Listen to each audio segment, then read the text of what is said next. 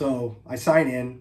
I finally get escorted back to the control room where Dre is listening to the track he wants, and it's loud. And it's pretty exciting for me to see Dre in person for the very first time. It's like anybody you would see that was a celebrity. And so anyway, he's listening to this track, and it turns out it's a Cheech and Chong song from the movie Up in Smoke, the one they were playing on stage at the end of the movie. So I'm in the control room. We're listening back to this Cheech and Chong song, and Dre asked me to replicate the horns that are on the original track.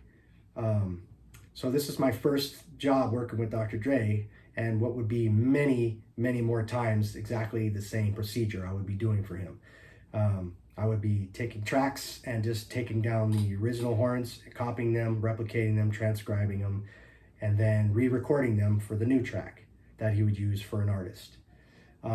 He would do that because it was way cheaper to re-record the track rather than sample the original, which is what they did back in the 80s. So that was what I was doing a lot of the time. So in the studio, Dre had multiple producers working with him on tracks. So they would be locked away in other rooms with their turntables, their records, their keyboards, their MPCs, and they're making beats and tracks to hopefully get on Dre's next project. And that's how a lot of them would come to me to do some of the horns, if there were horns on any of them. There was that method. There was also tracks that Dre had directly to me. Sometimes he would even he would be on the phone with a producer like in New York, and the producer would have a track and he'd give me the phone and listen to the track over the phone, and I would have to transcribe it. So there was a lot of unique methods of getting these tracks done. So the other horn players arrive, and they check in, and we, everybody's very excited, and we get the track, we listen to it, we learn our parts, and we get ready to go into the recording room to record them. So this was being recorded while they were still using tape back in 1996. This was just at the beginning stages of digital. If you're familiar with the two, when you record a tape, it goes on a tape and it just keeps going and going until the tape runs out, or you rewind and record over it. Whereas digital, you can go as long as you wanted. You didn't need to worry about tape running out. So what we were doing was recording on actual tape. So that meant it was going to be a longer process.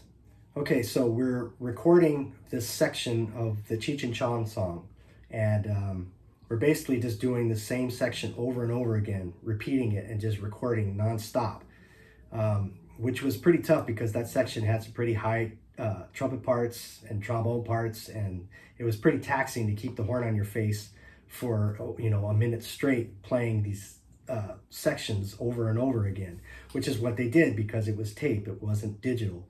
So we're recording take after take, sometimes 30-second takes straight, sometimes a minute straight. We're just going and going until Dre gets one take that he likes and he can use in the track. And so it was pretty taxing, but we managed to get a good take. And this was live, be it we weren't able to stop and go. We had to just keep playing until he stopped the tape. So we were recording these takes, and he finally got one he liked. It was a nice raw take, just like the original, and he was happy. And so were we. We were pretty exhausted. So once Dre got the take he liked, he called us back into the control room to listen back. Now this was a funny part because this happened a lot, but the first one was always the hard lesson to learn because it's the first one. You didn't know what to expect. But we go back into the control room, and as I said earlier, Dre liked to listen to stuff back loud, and these are big studios. So we go in there and we listen to the playback, and I swear I saw the eyeballs on the trombone player's face just start to shake, and like our skin and hair were just getting blown back in our face. It was hilarious. And you can't, for the other sessions that we did, you couldn't not go into the control room to hear playback because you didn't want to offend Dr. Dre. You just had to sit there and take it, So that was a funny part of working with Dre.